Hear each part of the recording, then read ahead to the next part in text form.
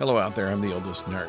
I don't mind watching Mirror Universe episodes since the original series, which was done very well, and we never saw them in TNG, but in subsequent shows like Deep Space Nine, which used it more than once, and in later productions, the Mirror Universe has come in to make things rather interesting.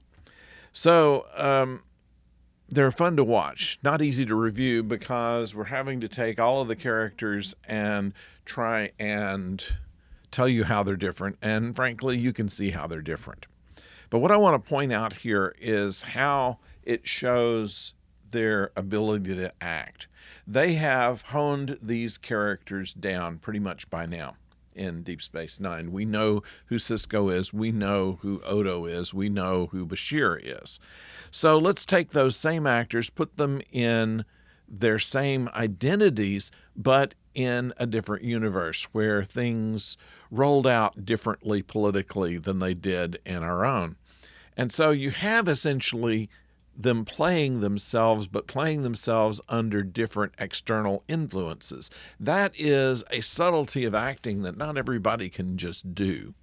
And I have to say that Avery Brooks, who was from our universe in this particular story, was able to show his range by being able to interact with his wife, who is long dead in the main timeline, and not in this one, although she is on the other side of the conflict too. So he has to be persuasive of her to try to leave them and come to their side, and at the same time really want to just stay there and be with her. And it's interesting how that plays out. And then the other characters are interesting too. We have between Bashir and Odo and Garak and Rom and O'Brien especially, you see their characters, but at the same time you see how they might have been under different influences. And I find it most pronounced actually in Colm Meaney's portrayal of O'Brien here, where we see a whole different side of him, not so different from the O'Brien that we see in our universe, but just enough difference to make him very interesting to watch. I really can't quantify it in such a way that I could explain it well, but I could tell the subtlety in his acting where you could tell that he's almost exactly like our O'Brien, but not quite. And it says something about his character, generally speaking, that he's not really as changed by his surroundings as others are. And that's kind of interesting. And who's most changed? People like Rom, people like Bashir. And that's interesting as well. So we have, and of course, I leave out Kira and Dax, and they are, Dax plays pretty much she may still be a scientist, but doesn't show that part of herself very much. She's just kind of a mistress, whereas Kira is a scene-chewing, power-hungry type, which is also probably not completely out of character given the right situation, but an interesting take on it there. So in all of this, it's interesting to watch just for that.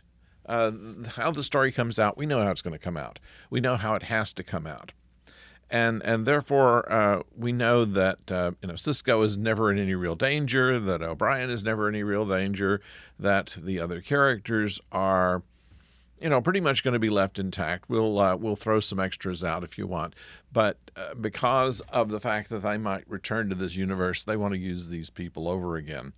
So it's a nice outing, and I'm certain that the actors themselves enjoy doing this because it's different. They're not in their uniforms, which are notoriously uncomfortable, and they have an ability to do something a little bit different. So that's what we get from this episode. It's enjoyable. Doesn't have anything to do with the story arc of the season, and does not really have any effect on any of the characters going forward. So it's an interesting little stop, a little respite from the stories that we've been seeing. And so we hope that you'll enjoy the show, and hope that you will subscribe and like to this YouTube channel. We still review Babylon 5 and Deep Space Nine every week, and I'm been trying to get the Star Trek reboot, simply called Star Trek, with Chris Pine and Zachary Quinto reviewed. It's an interesting film, and I'm ready to talk about it, but it'll probably be next week before we get that out. So stay tuned for that, and until next time, don't go far.